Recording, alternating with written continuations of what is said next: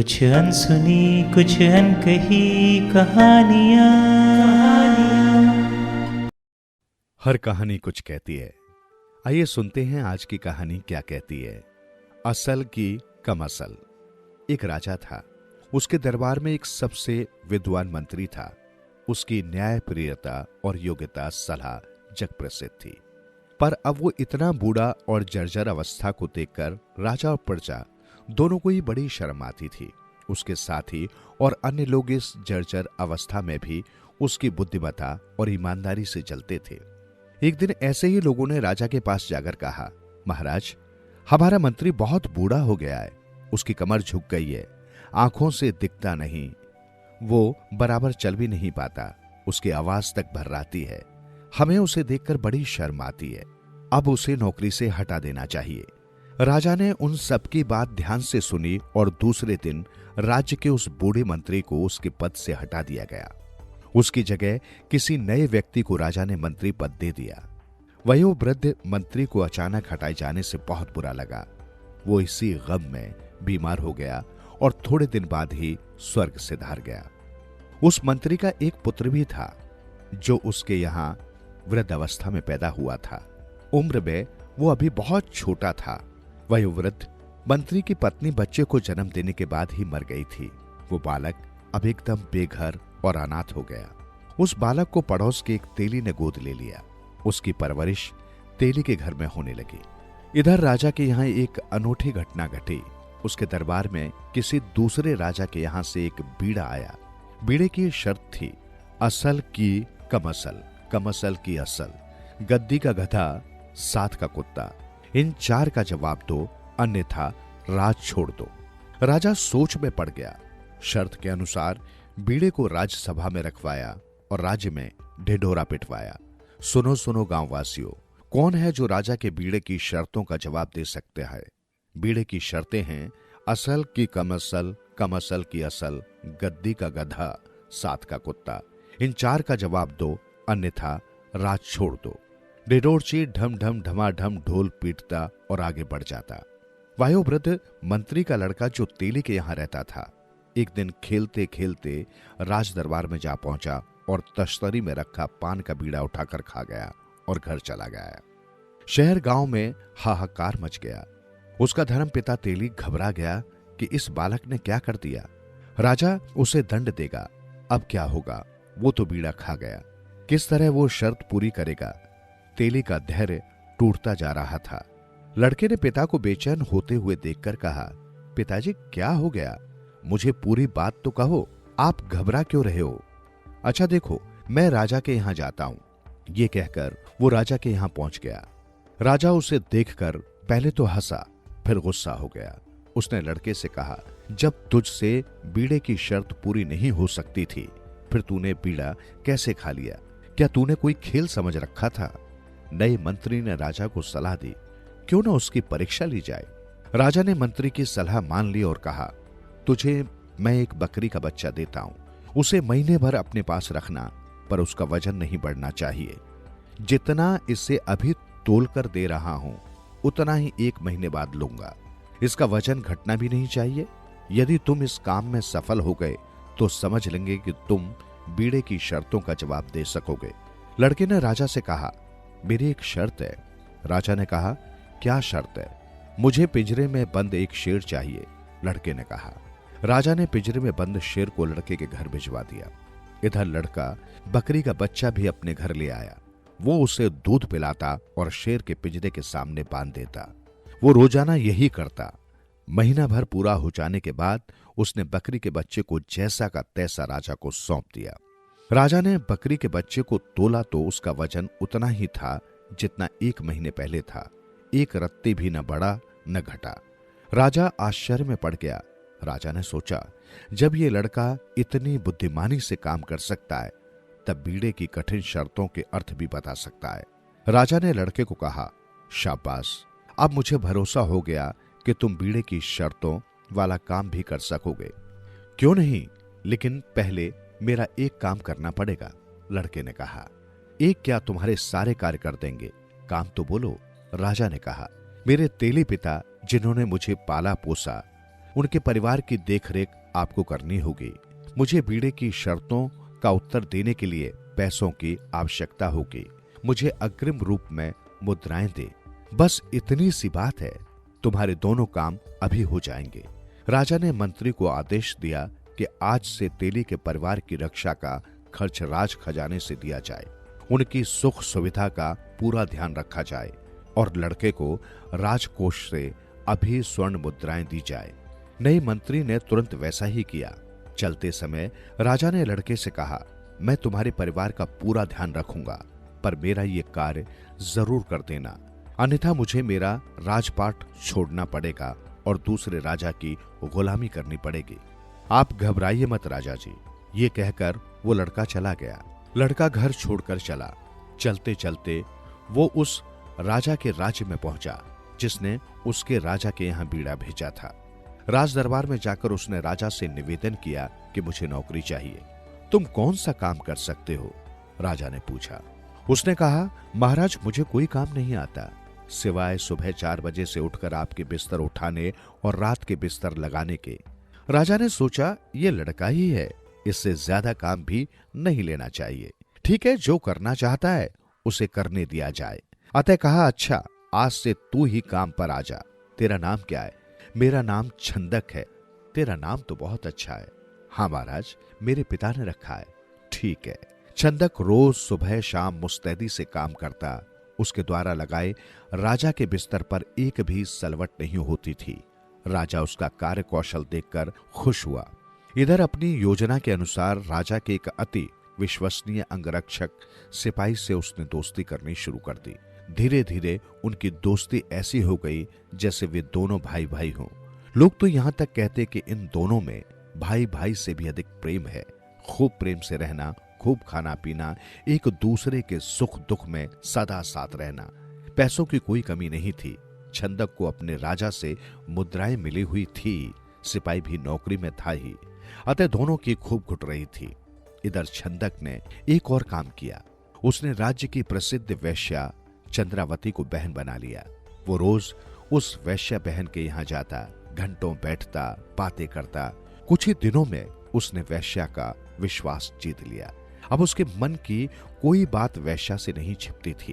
प्रतिदिन अपने मन की एक एक बात वो उसे बताता और घर आ जाता। छंदक के आने से राजा के महल में एक अनूठा ही माहौल बन गया। छंदक भी दिनों दिन निखर गया।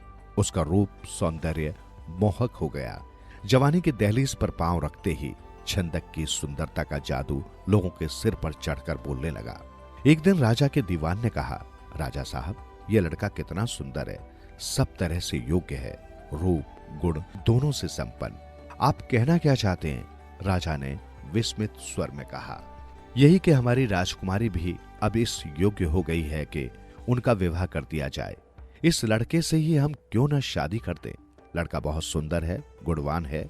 मेरे विचार में इससे अच्छा लड़का किसी राज्य में नहीं मिलेगा। आपको इससे विवाह कर देना चाहिए। जैसी आपकी इच्छा।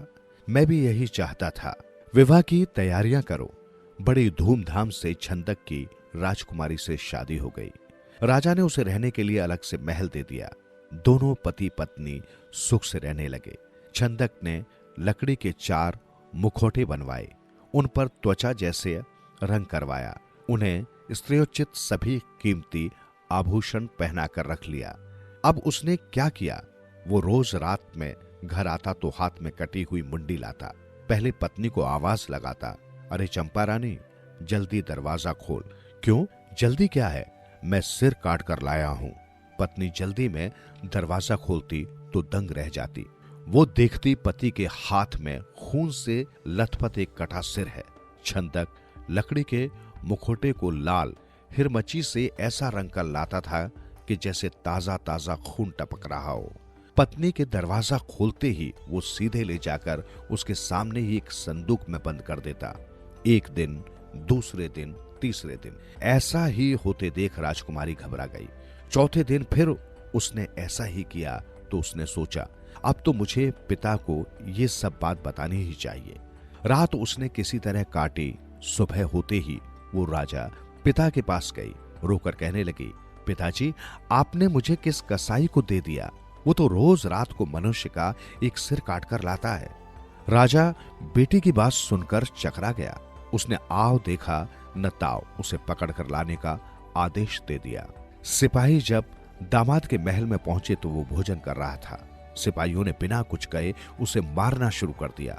उसे इतना मारा कि वो अधमरा हो गया। उसी हालत में सिपाही उसे राजा के सामने ले गए। राजा ने कहा, मैं तुम्हारा मुंह भी नहीं देखना चाहता हूं, इसे सीधे फांसी पर चढ़ा दो। सिपाही उसे सीधे फांसी के फंदे पर ले गए। वहां नियम के मुताबिक उसकी आखिरी इच्छा के बारे में पूछा गया। उसने कहा, मेरी चंद्रावती नाम की एक वेश्या बहन है, मैं उससे मिलना चाहता हूं, उसे बुलवा दीजिए तो मैं उससे आखिरी बार मिल लूंगा। एक सिपाही ने जाकर उस वेश्या को खबर दी कि तेरे अमुक भाई को फांसी दी जा रही है, वो तुझसे आखिरी बार मिलना चाहता है। चंद्रावती ये खबर सुनकर जिस हालत में थी वैसी ही भाई से मिलने के लिए दौड़ पड़ी। उसे कपड़ों तक की सुध नहीं थी, साड़ी कहीं की कहीं जा रही थी, पैरों में चप्पल तक नहीं पहनी थी। वो जोर जोर से रोती जा रही थी और कह रही थी, मेरे भाई ने क्या किया है, उससे इतना बड़ा क्या अपराध हुआ है जिससे राजा ने उसे सूली पर लटका दिया। मेरा भाई तो बहुत अच्छा है, वो कोई जघन्य कार्य कर ही नहीं सकता, उसे किसने फांसी का आदेश दिया है। उसका रोना धोना सुनकर राजा महल के बाहर आ गया। राजा ने देखा, ये तो मेरे राज्य की चंद्रावती वेश्या है। वेश्या राजा के सामने जाकर गिड़गिड़ाने लगी, राजा साहब, इसके लिए जितना पैसा लगे मैं लगा दूंगी, पर मेरे भाई का न्याय करो। इसने किसको मारा है? मरने वाले कौन थे? मरने वाले पुरुष थे या स्त्री? यदि पुरुष था तो वो किसका पति था, और यदि स्त्री थी तो वो किसकी पत्नी थी? चारों आदमी कौन थे जिनके इसने सिर काटे हैं? इसका पता लगाए बिना आपने इसे फांसी का हुक्म कैसे दे दिया? मैं आपसे विनती पूर्वक न्याय की भीख मांगती हूं, आप इसका पता लगाएं। एक राजा का ये काम है, आप राजा हैं, आपको न्याय करना चाहिए। जब तक आप न्याय नहीं करेंगे मैं यहां से जाऊंगी नहीं। वेश्या की बात सुनकर राजा होश में आ गया। उसने छंदक को फांसी के तख्ते से उतारने का आदेश दे दिया और चारों ओर इस बात का पता लगाने के लिए सिपाहियों को भेजा। सिपाही राजधानी के चारों कोने में पहुंचे, पता लगाया। इस तरह सिर काटने की घटना किसी भी घर में पिछले 4-5 दिनों के दरमियान घटित नहीं हुई थी। सिपाहियों ने आकर राजा से कहा, सरकार, राजधानी में इस तरह की कोई घटना पिछले 5 दिनों में नहीं हुई। हमने प्रत्येक घर की गहरी छानबीन की, किसी घर में कोई मौत ही नहीं हुई। यह बात एकदम झूठी है। फिर मेरी बेटी ने अपने पति पर ऐसा इल्जाम क्यों लगाया? जाओ उसके महल की तलाशी लो। सिपाही उसके महल की तरफ दौड़े। एक एक जगह एक एक वस्तु की तलाशी ली। एक जगह उन्हें 4 बंद संदूक दिखाई दिए। उनके पास में खून के कुछ छींटे भी दिखाई दिए। सिपाहियों ने चारों संदूकों को राजा के सामने पेश किया। राजा ने उनको अपने सामने खोलने का आदेश दिया। सिपाहियों ने एक एक करके चारों संदूक खोले। चारों संदूकों में से लाल हिरमची में रंगे लकड़ी के मुखौटे निकले। राजा ने अपना सिर पीट लिया और दुखी होकर कहा, अपने दामाद के साथ मैं क्या करने जा रहा था? यदि ये वेश्या न होती तो दामाद जी को फांसी लग जाती। क्या से क्या हो जाता। दामाद की ओर मुखातिब होकर राजा ने कहा, दामाद जी, आपने ऐसा क्यों किया? छंदक ने अपने राजा की चिट्ठी दिखा दी जिसमें बीड़े की शर्त लिखी हुई थी। अब मैं आपके द्वारा भेजे गए बीड़ों की शर्तों का अर्थ बताता हूं। छंदक ने कहा, कैसे? राजा ने कहा, पहला, असल कि कम असल तुम्हारी लड़की है। आपने उसकी शादी मेरे साथ कर दी। अब वो मेरी पत्नी है। पत्नी का पति पर पूरा अधिकार होता है। पति दिन में घर में नहीं रहता, पत्नी घर में रहती है। अपने पति की प्रत्येक वस्तु गतिविधि पर पत्नी को पूरी नजर रखनी चाहिए। मैं जो कुछ करके लाता था ये संदूक खोलकर भी देख सकती थी। इसने मुझे फांसी के फंदे तक पहुंचा दिया। तब तक इसने पीछे फिरकर नहीं देखा। आपकी लड़की राजा की पुत्री है, असली बाप की बेटी है, लेकिन उसके कर्म असली नहीं है, इसलिए ये असल व कम असल हुई। दूसरी, ये जो वेश्या है वो कम असल की असल है। एक मुंह बोले भाई के लिए फांसी की खबर सुनकर उसे बचाने के लिए दौड़ती मरती खपती आई। वो अपने भाई के लिए एक राजा से टकरा गई। वो मेरे लिए सारी संपत्ति लगाने के लिए तैयार थी। वो वेश्या होते हुए भी कितने निश्चल भाव से भाई के लिए जान तक देने को तैयार हुई। वेश्या जिसके बाप तक का पता नहीं, वो अपने भाई के लिए सब कुछ करने को तैयार है। वो एक सच्ची स्त्री है। यह दूसरी बात कम असल की असल पूरी हुई। तीसरी बात, गद्दी पर बैठने वाले गधे आप हैं। आपने मुझसे जरा भी पूछने की जहमत नहीं उठाई कि घटना क्या है, किसका सिर काटकर लाते थे। बिना जाने बूझे आपने मुझे फांसी दे दी। इससे अधिक गधापन और क्या हो सकता है। चौथी बात, साथ के कुत्ते, ये आपके सिपाही हैं जो आपके आदेश का अंधे बनकर पालन करते हैं। इन्होंने मुझे बिना सोचे समझे इतना मारा कि मेरी जान तक निकल गई। राजा को अपनी चारों बातों का पर्याप्त उत्तर मिल गया था। वो छंदक के आगे खिस्या कर कहने लगा, मुझे माफ कर देना बेटा, मैं अपने मद में खो गया था, दूसरे के राज्य को हड़पना चाहता था। अब मैं कभी भी बीड़ा नहीं फेरूंगा। मैं तो आपसे बहुत छोटा हूं, मैं आपको माफ कैसे कर सकता हूं। मुझे तो अपने देश जाना है और अपने राजा को बीड़े की शर्तों के जवाब देने हैं। आप मुझे वहां जाने की आज्ञा दीजिए। दामाद जी, आप अपनी पत्नी को भी साथ ले जाइए और मैं आपको अपना आधा राज्य भी देता हूं। राजा ने कहा, नहीं महाराज, मैं तो एक गरीब तेली के यहाँ पला बड़ा, घर घर मांग कर रोटी खाता था। इतनी धन दौलत लेकर क्या करूंगा। मुझ पर भगवान की बड़ी दया है। अभी मुझे अपने राजा को भी सबक सिखाना है। मुझे जाने की आज्ञा जरा जल्दी दे दे। ऐसा कहकर छंदक ने अपने ससुर के पैर छुए। राजा ने उनकी विदाई की पूरी व्यवस्था कर दी। बड़ी धूमधाम से राजा ने बेटी दामाद की विदाई की। तभी राजा को भी महसूस हुआ बेटी की विदाई क्या होती है।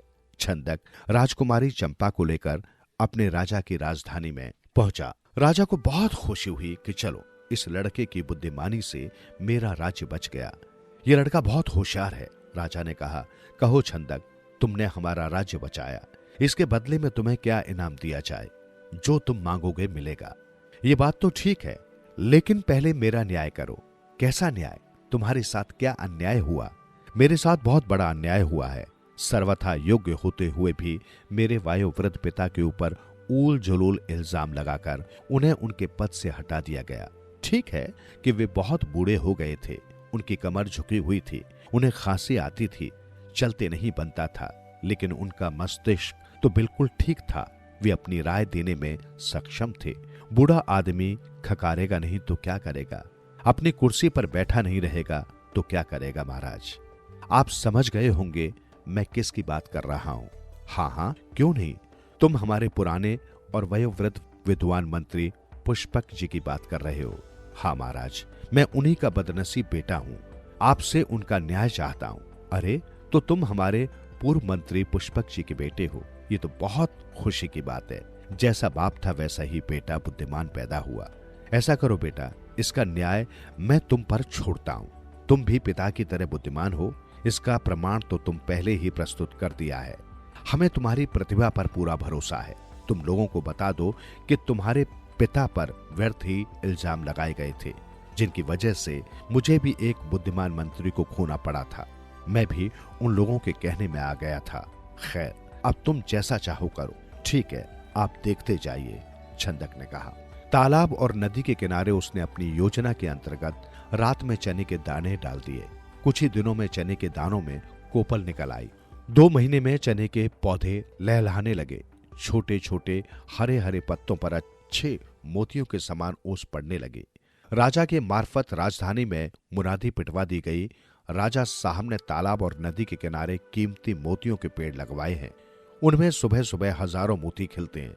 हर एक आदमी उन मोतियों को ले जा सकता है, लेकिन शर्त एक ही है कि जिस घर में कोई बूढ़ा ना हो, और बूढ़ा भी ऐसा जिसे खांसी ना आती हो, जिसके दांत न गिरे हों, जिसके बाल न पके हों, जिसकी कमर न झुकी हो। ऐलान गांव वासियों ने बड़े ध्यान से सुना और पाया कि हर घर में कोई न कोई बूढ़ा है। किसी के दांत टूटे हैं तो किसी के बाल झड़े हैं। इधर चने के पौधों पर रोज ओस गिरती जो दूर से मोतियों की तरह चमकती। लोग सुबह सुबह देखने आते और देख देख कर चुपचाप चले जाते। कोई भी हाथ नहीं लगाता। ऐसा करते करते 1 माह बीत गया। एक भी आदमी, न राजा न रंग, कोई भी उन मोतियों को लेने नहीं आया। एक दिन दुहाई देते हुए प्रजा राजा के पास पहुंची। महाराज, हमसे पहले बहुत बड़ी गलती हुई है। ये बताइए कि आपने किसकी सलाह से प्रजा को इस परीक्षा में डाला है। राजा ने पूरी प्रजा के सामने छंदक को खड़ा करके कहा, यह है वो व्यक्ति है जिसकी बुद्धिमानी से हमारा राज्य बचा है। आप इसे जानते हैं? राजा ने प्रश्न किया। नहीं नहीं महाराज, हम नहीं जानते ये कौन है। सामूहिक आवाज आई। तो सुनो, ये हमारे पुराने वयोवृद्ध मंत्री स्वर्गीय पुष्पक का बेटा है। धन्य है, धन्य है, पिता के समान पुत्र भी बुद्धिमान है। हम लोगों ने उन पर व्यर्थ इल्जाम लगाए। प्रजा अपने आप को धिक्कारती है, हमें क्षमा करें। सामूहिक स्वर गूंजा। राजा ने भी लोगों के कहने में आकर ये कदम उठाया था, इसलिए वो भी प्रजा के सामने क्षमा मांगे। छंदक ने कहा। राजा ने प्रजा के सामने हाथ जोड़कर माफी मांगी। भाइयों, मैं इस कृत्य से स्वयं शर्मिंदा हूं। मैं भी उतना ही दोषी हूं, मुझे माफ कर दो। प्रजा ने जयकारा की। राजा ने आगे कहा, मैं आपके सामने घोषणा करता हूं कि आज से छंदक स्वर्गीय मंत्री पुष्पक की जगह हमारे राज्य के नए मंत्री होंगे। अभी जो मंत्री हैं उसे मैं पद से हटाता हूं। प्रजा ने राजा के निर्णय का स्वागत किया, फिर जय जयकार की। खुशी खुशी छंदक को बधाई देते हुए सभी लोग अपने अपने घर जाने लगे।